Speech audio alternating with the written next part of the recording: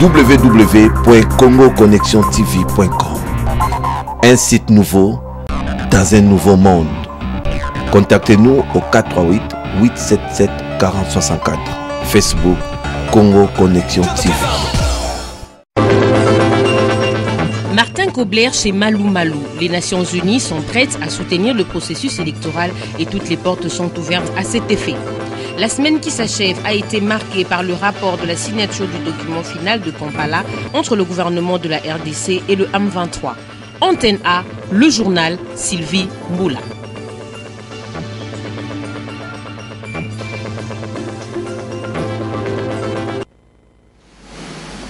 Bonsoir et bienvenue à cette grande édition dominicale sur Antenne A. C'est un plaisir de vous retrouver encore ce soir. L'ancienne représentante spéciale adjointe de l'ONU en RDC, qui est actuellement la représentante spéciale de l'ONU en charge des enfants en zone des conflits armés, Madame Leila Degouri, est arrivée dimanche à Kinshasa. C'est dimanche à Kinshasa pour un séjour de 3 jours. Elle va d'abord s'entretenir avec les autorités congolaises avant de se rendre à Goma pour s'enquérir de la situation des enfants dans cette partie de la République. Ce sera aussi l'occasion pour elle de célébrer avec les Congolais la journée internationale des enfants en zone des conflits armés le mercredi 20 novembre 2013. Et puis, le représentant spécial du secrétaire général de l'ONU, Martin Kobler, a conféré hier samedi avec le président de la Commission électorale nationale indépendante, l'abbé Apollinaire Malou Malou. Ils ont abordé les volets du processus électoral en 2013, dont la feuille de route 2013-2016, ainsi que les pourparlers de Kampala. C'est un reportage d'Éric Izami et David Tembeni.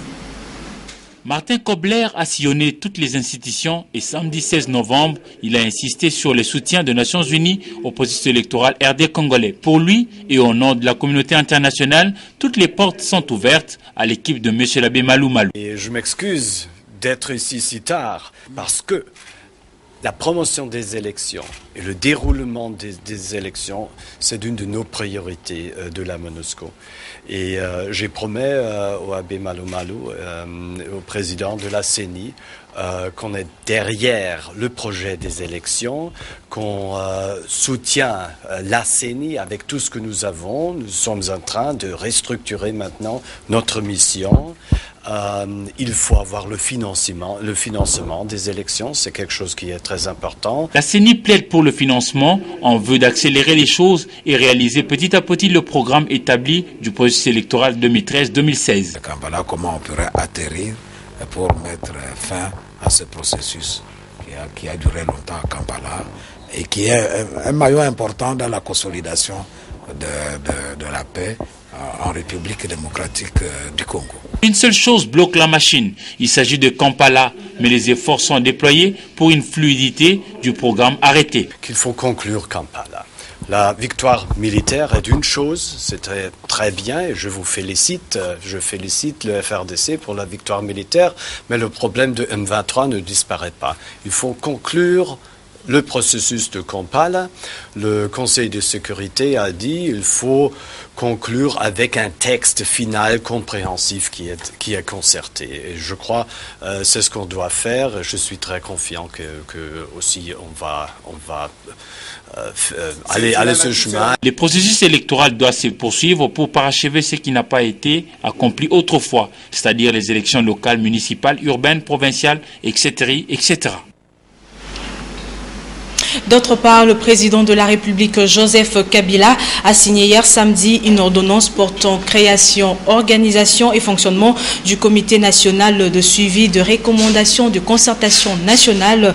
Ce comité est placé sous le même présidium que le concertation nationale et comprendra en son sein un secrétariat technique et une plénière. Justement, la société civile qui, elle aussi, a participé à ces forums nationaux, a organisé durant 3 jours un atelier d'évaluation de sa participation. La rencontre a eu lieu au siège de la plateforme Agir pour des élections libres et transparentes à État sur la 3e rue à Limete. C'est un reportage de Alain Kyuka et Josène Belebele. Contribuer à la réqualification du climat politique et à la consolidation de la démocratie et la paix en RDC, c'est l'objectif de cet atelier organisé par quelques réseaux de la société civile. Au cours de cette rencontre, les participants ont pu évaluer la participation de la société civile aux concertations nationales. Ceci en vue de dégager certaines options et formuler des orientations pour que les recommandations issues des concertations nationales ne restent pas lettres mortes. La société civile est multisectorielle, multidisciplinaire. Et c'est pourquoi nous avons fait appel à tous les groupes qui ont participé aux concertations nationales et ceux qui n'avaient pas participé, nous qui les avons mandatés de faire l'évaluation. Et de cette évaluation, nous venons de dégager les recommandations prioritaires qui nous concernent, nous, sociétés civiles. Chaque branche ou chaque thématique en ce qui nous concerne, pour que nous puissions faire maintenant un timing, un plan d'action pour qu'on puisse réaliser ces résolutions sur le terrain. Les membres de la société civile qui ont participé à ces travaux ont donc pu mesurer l'ampleur de la tâche. Car après les concertations nationales, le plus dur reste à faire. En tant que société civile, c'est de nous doter aujourd'hui d'une vision collective, d'une vision partagée pour que demain, notre travail sur le terrain, notre influence en tant que dynamique sociale soit celle de pouvoir relever la vie nationale et de promouvoir la cohésion entre partis, la cohésion entre les institutions et les communautés locales et pourquoi pas la cohésion entre les personnes qui participent au pouvoir. La gestion des ambitions n'est pas d'abord l'objectif de cet atelier. Et la société civile va se rencontrer pour voir quel est le processus en fait pour la gestion de ces ambitions. Mais ici, c'est question de voir comment nous pouvons nous approprier des recommandations prioritaires énoncées par le président de la République et quelles actions concrètes nous pouvons mener pour pouvoir les matérialiser. Ces acteurs de la société civile, après avoir approfondi les recommandations sectorielles des concertations nationales et les orientations dégagées par le président de la République, envisagent de produire un cahier de charges contenant leurs propositions concernant les actions concrètes à mener dans l'avenir. Les négociations des Kampala piétinent. Nous sommes déjà dans notre page rétrospective. Pour certains acteurs politiques congolais, c'est pour parler de la capitale ougandaise ne se justifie plus après la victoire militaire de forces armées de la République démocratique du Congo sur le M23. C'est le cas du député national Emery Okunji qui a été interrogé par Eric Izami et Blaise Lunda. C'était donc le lundi.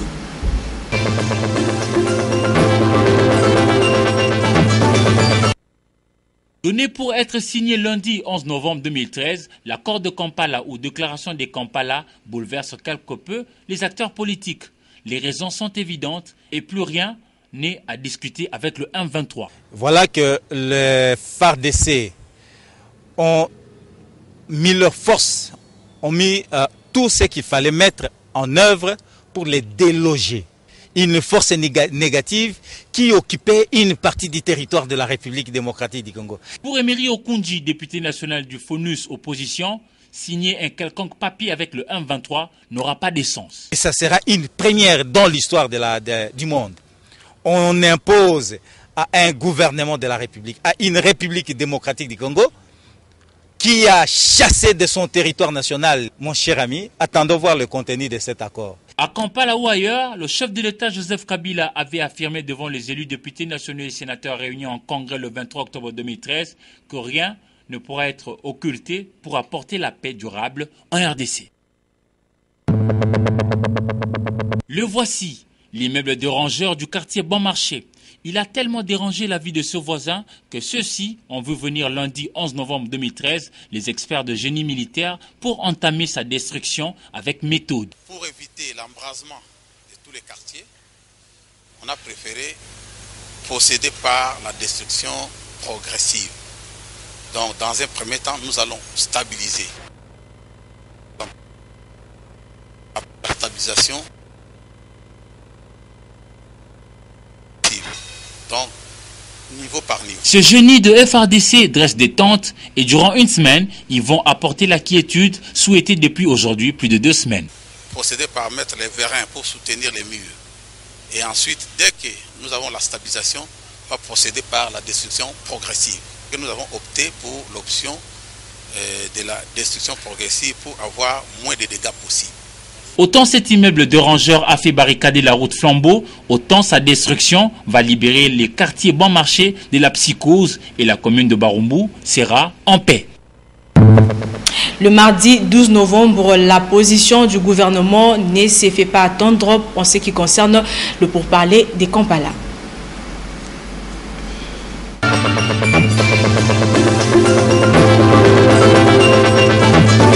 La signature de la déclaration de Kampala n'a plus eu lieu lundi 11 novembre comme annoncé. Ces textes est censé marquer la fin de pourparlers entre le gouvernement congolais et le M23. Le point de désaccord, c'est l'intitulé du document, accord ou simple déclaration. Pour la délégation du gouvernement de la RDC conduite par Raymond Chibanda, ministre des Affaires étrangères, il ne s'agit pas seulement d'un simple intitulé ou d'une question de terminologie, mais bien plus, la forme du document doit laisser transparaître d'une manière comme d'une autre la défaite militaire du M23. Kinshasa ne joue donc plus jeu égal avec ce mouvement rebelle qui a déposé les armes. La réalité du terrain a changé la donne, d'où la signature d'une simple déclaration et non pas d'un accord de paix tel que souhaitent les M23. Il y a tout de même eu des avancées sur le fond du document. Les 11 articles de la déclaration ont été approuvés par les deux parties. Pour ce qui est de l'amnistie, elle ne concerne pas ceux qui ont commis des crimes de guerre, des génocides, des crimes contre l'humanité. C'est clair que Sultani Makenga et tous ceux qui sont sous régime des sanctions des Nations Unies n'en seront pas bénéficiaires. Il y a aussi été convenu dans le projet des déclarations que les éléments des armées du M23 devraient être cantonnés dans les zones autres que les frontières entre la RDC, le Rwanda et l'Ouganda. Mais il y a un fait qu'il faudrait relever. L'Ouganda prétend avoir désarmé plus de 1700 ex-rebelles du M23 alors que des sources parlent d'environ 300 rebelles qui avaient traversé la frontière de ce pays voisin de la République démocratique du Congo. Quoi qu'il en soit, Kinshasa, fort de sa victoire militaire sur le M23, va se confirmer davantage comme un État souverain et respectueux des droits de l'homme. La déclaration de Kampala sera incontestablement l'intitulé du texte qui sera signé sine die. Accord de paix entre le gouvernement de la RDC et la rébellion du M23 convenu le 11 novembre n'a pas été signé et aucune nouvelle date n'est fixée. Pourtant, jusqu'au dernier moment, tout semblait être déjà écrit. Mais qu'est-ce qui était à la base de ce couac diplomatico-politique à Entebbe? Accord de paix, Kinshasa souhaitait signer une déclaration signifiant la réédition du mouvement armé. Voilà pour la version officielle donnée par les facilitateurs Luganda Kripsus Kiyonga. Mais dans la balance, le sort des ex-rebelles a également pesé dans les reports des signatures. Kinshasa voulait voir les principaux chefs militaires du M23 jugés au Congo pour crimes commis. Mais pour le moment, l'Ouganda, qui abrite ses commandants militaires M23, Sultani Makenga, a fait connaître son refus de livrer ses rebelles. Concernant la mutation du M23 en parti politique, la délégation gouvernementale semble également avoir fait marche arrière. Désormais, Kinshasa ne souhaite pas voir ces mouvements intégrer l'échiquier politique congolais. Raison évoquée, le M23 n'est pas un parti politique agréé par les autorités congolaises. Raison moins avouable, les autres partis politiques qui tentent de séduire Joseph Kabila Kabange pour intégrer son gouvernement de cohésion nationale verraient l'arrivée du M23 à Kinshasa d'un très mauvais œil. Il n'y a donc pas vraie surprise dans cet échec de Kampala. Sans date fixe pour un nouveau rendez-vous, la balle est désormais dans les camps ougandais et rwandais. Kampala et Kigali doivent régler la difficile équation du sort des chefs militaires du M23. Avant de revenir sur la position exacte du gouvernement par le biais de son porte-parole Lambert Mende, suivant le forum Africa Business qu'Africa Mujinga nous a proposé mercredi.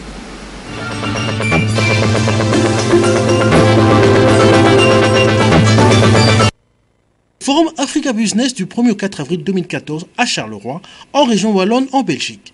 C'est l'événement qu'a annoncé Jacques Delaunoy, président du groupe Delaunoy SA. Et un marché extrêmement important et où le savoir-faire belge qui est reconnu dans les territoires, doit être exploité et de la manière la plus, je dirais, la plus,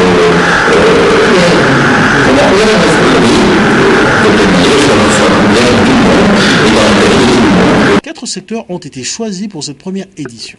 La grande construction, l'agroalimentaire, l'énergie avec l'environnement et le bois, ainsi que le transport avec son lot de mobilité et logistique. Pour Jacques Delaunoy, cette rencontre d'affaires avec une quinzaine de pays d'Afrique, dont le Congo-Brazza comme coparrain, doit être une promotion de la qualité. Louise Ramazani, consul général de la RDC à Anvers en Belgique, a affirmé que le Forum Africa Business est une opportunité offerte aux opérateurs économiques belges pour investir en Afrique et en RDC. Jérôme Sekana, représentant en RDC d'Africa Eyes, va faire le suivi des préparatifs du Forum Africa Business dans toutes les provinces. Et puis le jeudi, le porte-parole du gouvernement, Lambert Mende, est passé au créneau pour donner la position exacte de la RDC concernant la signature du document final à Kampala. L'objet de ces points de presse, c'est aussi la signature de l'accord entre la RDC et la République fédérale d'Allemagne.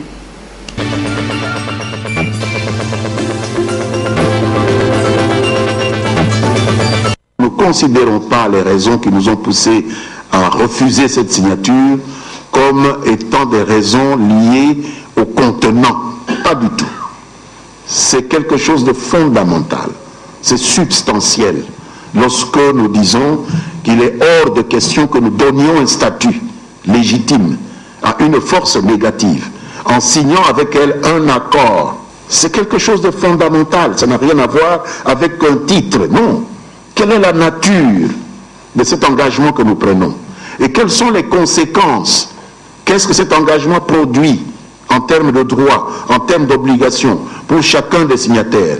Nous n'avons pas voulu qu'un titre comme celui-là, accord de paix, puisse transformer une force négative que nous devons éradiquer en une structure banale qui va être sujette de droit, avec laquelle il va falloir traiter et créer dans les esprits des Congolais l'idée qu'on peut tuer, on peut violer, on peut extorquer sans conséquence. Il faut une ligne rouge. C'est celle-là que nous voulons tracer. L'Ouganda dit avoir reçu 1700 éléments du M23. Nous en doutons.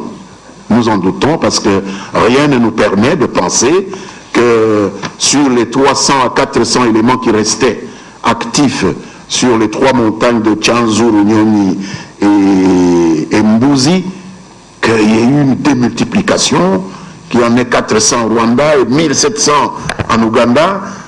Nous en doutons, nous voulons vérifier les choses, nous les vérifierons, puisque personne ne les remettra de force en République démocratique du Congo, sauf à vouloir faire la guerre à la RDC, nous verrons bien. La signature du procès-verbal des 3e consultations intergouvernementales germano-congolaises ont sanctionné ces travaux. Le vice-ministre des Affaires étrangères, Célestin Tunda, et l'ambassadeur d'Allemagne, Dr Wolfgang Manning, ont signé 3 accords de coopération de 140 millions d'euros. Ce sont ensemble un montant de 140 millions d'euros. De le domaine de coopération financière, de domaine de coopération technique.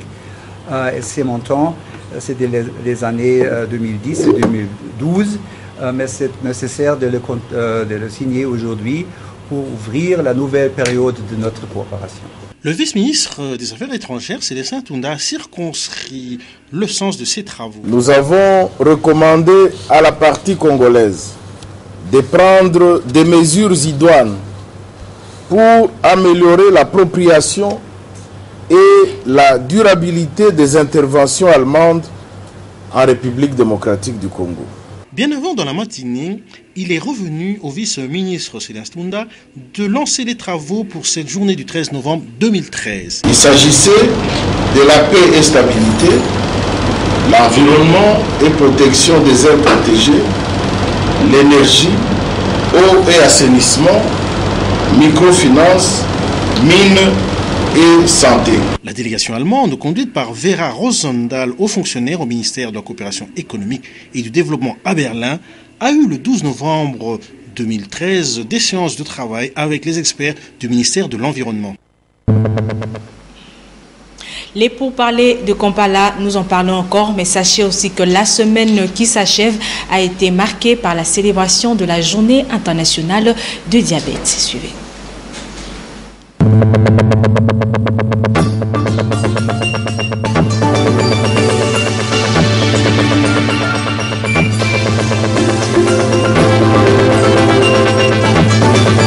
Après les rendez-vous manqués d'Entebbe en Ouganda pour la signature par Kinshasa et l'M23 du document final de la facilitation ougandaise, c'est à une succession rapide des événements qu'on assiste. C'est le porte-parole du gouvernement qui a jeté le pavé dans la mare, accusant la facilitation ougandaise d'être à la base de l'échec, la signature du document qui devait sanctionner la fin des pourparlers de Kampala. Lambert Mende Omalanga a expliqué qu'il était entendu clairement que le contenu du dit document ne devait pas être un accord, exprimant ainsi l'étonnement de la partie gouvernementale de ne pas voir la facilitation prendre en compte l'évolution de la situation sur le plan militaire. Ensuite est venu le tour de l'ONU qui en a appelé au désarmement et à la démobilisation du M23 dans sa déclaration du 14 novembre 2013. Un bémol tout de même dans la dite déclaration. Les Nations Unies ne s'immiscent pas dans la guerre sémantique oppose les deux parties en demandant un texte final qui prévoit le désarmement du M23 et la poursuite des auteurs des violations des droits de l'homme. Dans la foulée, comme un boulet de canon dans une forteresse de paix. Cette fois-ci, c'est Kamba Sungeve,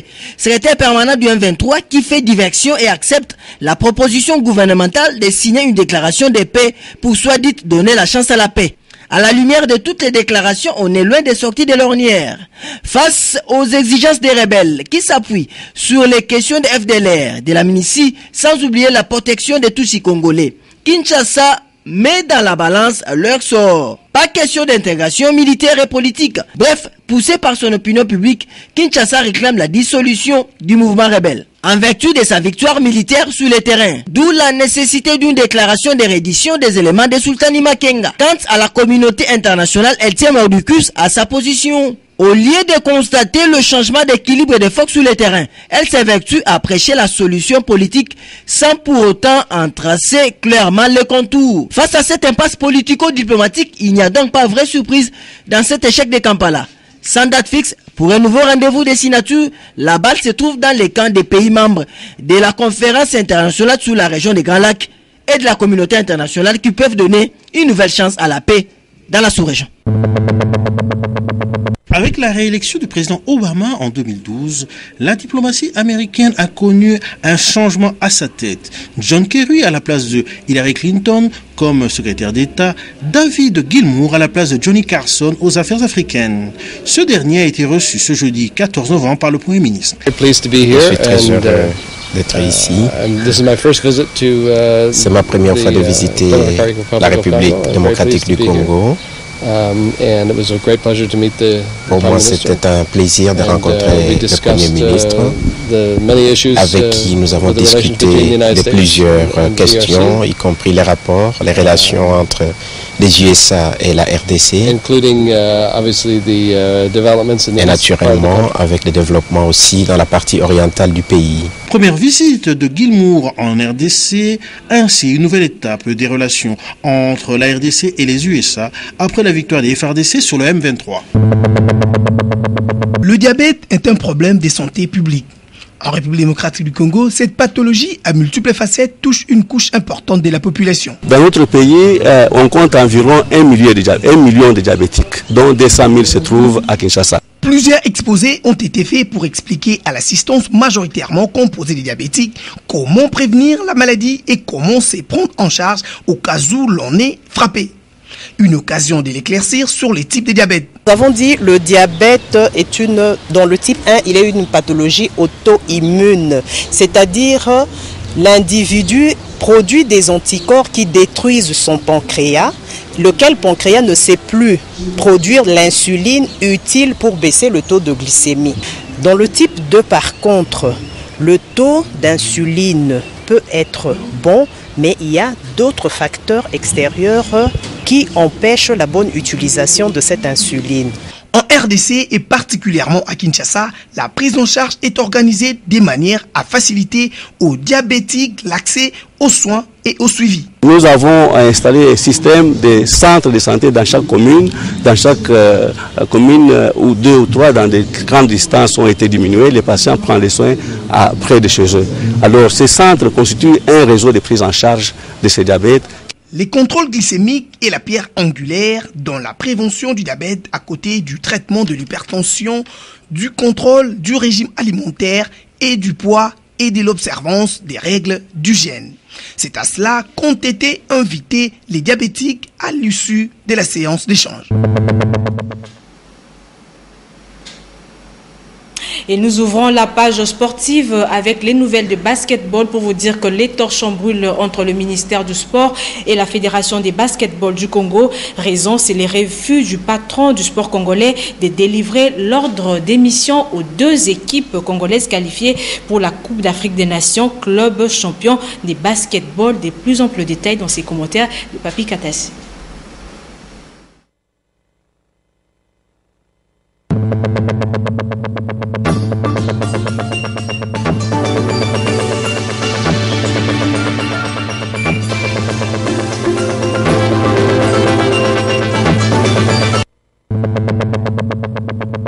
Les sports congolais n'arrivent pas jusque-là à chasser le vieux démon qui hante son éclosion.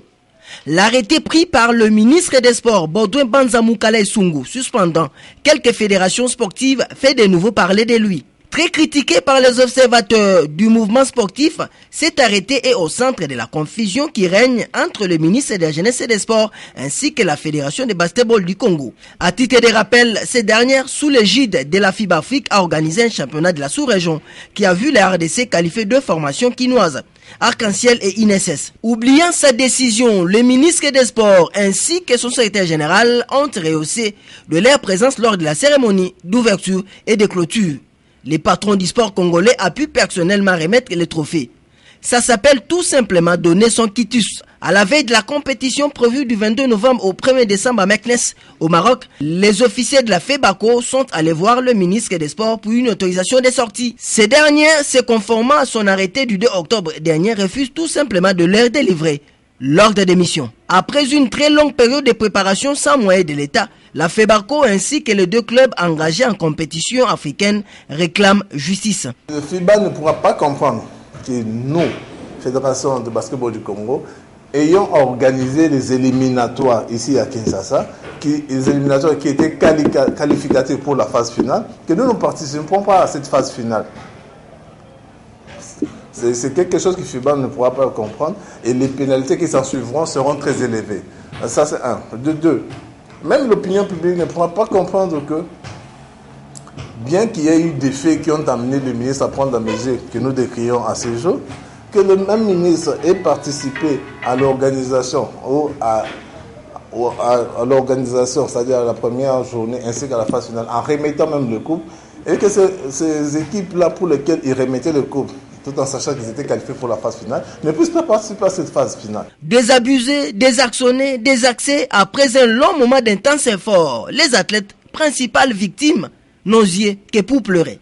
À la lumière des événements, il y a lieu de poser un certain nombre de questions.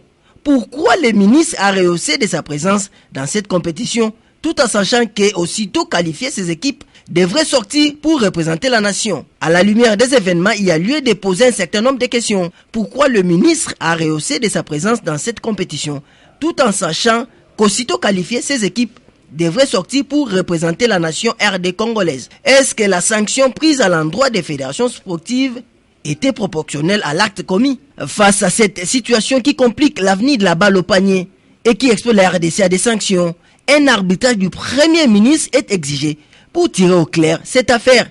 Au plus tôt, serait le mieux. Plus de 150 élèves venus de 5 écoles de la Tchongou ont pris part à la campagne de sensibilisation des techniques de base de la balle au filet. Cette session de formation de volleyball de l'RDC FEVOCO ce samedi 16 novembre au terrain Saint-Thérèse de la commune d'Ndjili a connu un engouement sans précédent. Les plus heureux sont les cadres techniques de la FEVOCO. D'abord, c'était dans un premier temps assez difficile parce qu'ils étaient très nombreux et que l'effectif était réduit en termes de cadres techniques. Mais après, on a su s'adapter au nombre et donner juste ce qu'il faut. Car il ne faut pas oublier qu'au niveau des enfants, il n'y a pas d'exigence technique à faire. Et ça a été au début difficile, mais avec le temps, je me suis habitué et ça passait. Les élèves qui ont pour la plupart touché la première à la petite balle jaune n'ont pas caché leur sentiment de joie. J'ai aimé la journée, c'était très bien, on a joué, bon, c'était tellement bien. Moi, je le trouvais fantastique, c'est bien passé, on a joué, c'est bien, on a joué les volets, on a appris comment jouer, c'est bien vraiment passé. Ça m'a fait bien, je jouais vraiment à l'aise, comment on joue toujours. Ça m'a fait vraiment du bien. Donc, C'était vraiment très bien passé. Je ne savais pas comment jouer le volleyball, mais ici on m'a appris comment faire le volleyball. Ça m'a vraiment fait très bien. Quelques matériels de volleyball ont été remis aux 5 écoles qui ont participé à cette campagne de l'initiation au volley. Après la Tchangou, le regard de la FEFOCO sont tournés vers d'autres districts et communes de Kinshasa.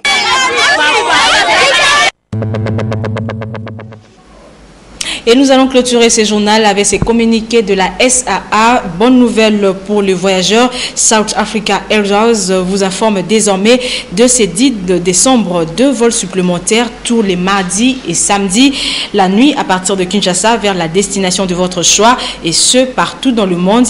SAA est donc disposé à vous servir et vous offrir sécurité, confort et bonne humeur. Pour tout renseignement supplémentaire, veuillez contacter votre agence de voyage habituelle ou le bureau des SAA 6 avenue Ngongo Lutete numéro 6147 sur le boulevard du 30 juin à Gombe pour SAA. C'est donc la fin de ce journal. Merci mesdames et messieurs de nous avoir suivis. Le prochain c'est demain à partir de 7h. Portez-vous bien et très bon suite de programme sur nos antennes. Au revoir.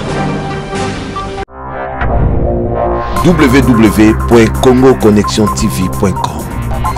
Un site nouveau dans un nouveau monde. Contactez-nous au 438 877 4064. Facebook Congo Connexion TV.